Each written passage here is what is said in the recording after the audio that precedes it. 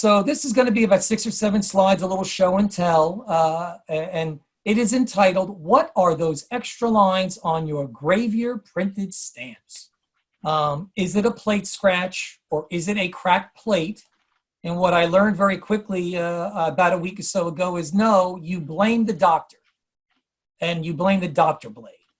So I will go through a really high-level overview of what that is, what the doctor blade is, and a little bit about photogravure printing, but I will not go deep into that detail. But I just thought it was really interesting when I found this.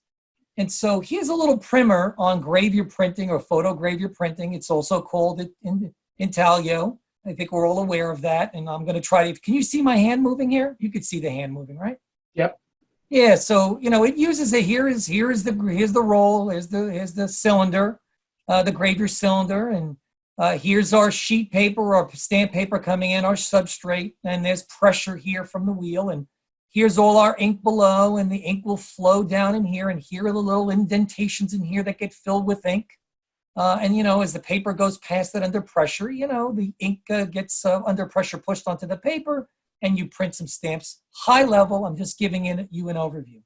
And so again, excess fluid or ink is applied to the plate, in this case a cylinder, and the excess ink is removed by what is called the doctor blade, or ductor, D-U-C-T-O-R. So it really scrapes off the excess ink. The excess, the ink then that is not excess stays nice and clean in those recessed areas, and it is transferred from the depressed areas under pressure into the substrate, or in this case, the paper.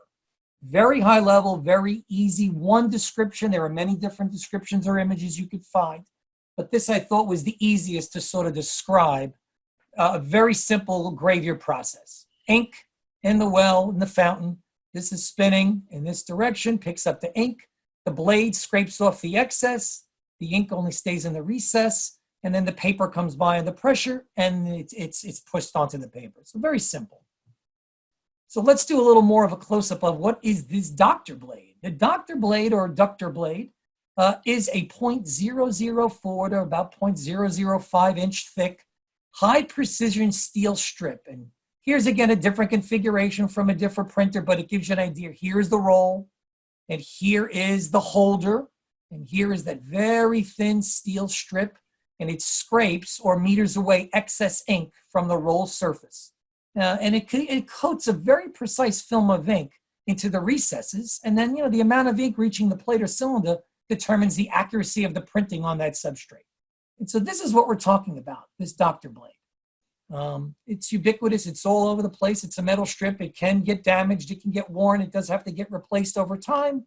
But that's sort of the high level what it is.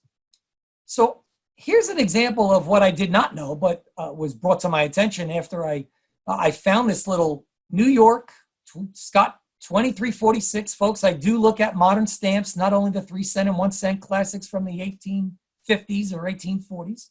It's the 25-cent ratification of the Constitution Bicentennial in New York. There was a whole series of these issued during that ratification, the bicentennial issue there. Issued in 1988, tagged, perforated 11. It was printed by the BEP, so I knew Bob was talking tonight. I figured let me try to stay with the BEP for a theme. And so there's your theme. They still print in here. Photogravure process, or the gravure process. They issue these in plates of 204 panes of 50. And so, I have some singles. I had a couple of panes, and I was just sorting some, unused stamps that were in a big box. And here's the typical example. Multicolored issue, photogravure process, New York at the bottom. 25 cents was the rate way back when. We know it's 55 now. But here I came across this atypical example. And if you could see, and I'll show you a blow up, you'll see this very thin little horizontal line going from edge to edge through the New York and the 25. What is that? And so at the bottom, I put a reference, because after I said, what is that? And I just was talking to John Hotchner about a few other things. And I said, I just came across this, John, and what might this be? And of course, John kind of pointed me to an article he had in Linz in 1997 about doctor blades and these streaks. And they come in a few different flavors, but this one is very, very thin. Here it is blown up. There's a normal example. Here is the one that I found. Now I had about 100 of these in front of me. Some were on a pane, some were loose, and I only found this one example. Thin horizontal red line. You could see it going from edge to edge, very straight, kind of almost, it's at the top of the letters, so you know these are straight. So there really is no curve, there's no bending. It aligns with the direction of the paper going through the press, and it's absolutely not a scratch, and it is definitely not a cracked plate. Scratches are usually short and they're curved, they're irregular. A cracked plate is irregular or branched as well. And so this is really due to a nick or a defective edge on what I showed you earlier on this blade, somewhere along this blade where it's just not completely, cleaning off that excess ink that's there. This is very precise. And so clearly here on this example, this is really after John and I went back and forth and he tried to explain to me how this worked. There you go. This is something that I just learned, and now I'm going to be looking across the board on a lot of my Gravure printeds to look and see if I could find something else similar. So then, of course, I wanted to distinguish this from, cracks and or scratches. So very quickly, I go back to my 3-cent 1851s because, in those early days of printing, we know there were many scratches and many cracked plates. And I thought I would end at least with some really significant cracks and some prominent scratches. Here is what you would call a very large crack on the steel plate that started at the edge of the plate and really over time, went into the body of the plate, into the stamps. And this is what is called the big crack. If anybody has a copy of Brookman laying around, this is in there and prominently displayed as a figure. And this is from a typical number 26.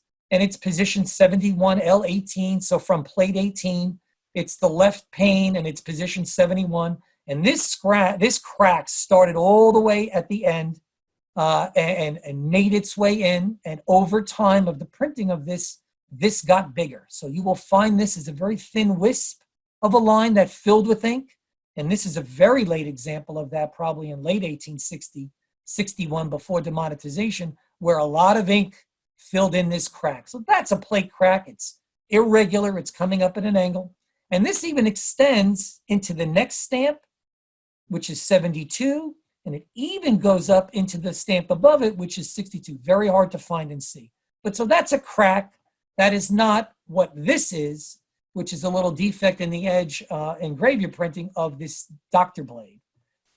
And then from a scratch perspective, and you could find these on modern stamps, and I just quickly went into my plating, and I found, because if you have a large enough stamp with a large enough margin at the bottom of the plate, this is a plate scratch, and I'm showing it here, and then I'm blowing it up there.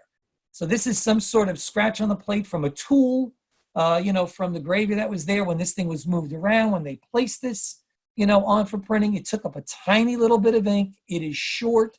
The ink matches this ink. It filled in. Then they wiped the plate clean. They put the paper on, and they printed the sheet or the pane.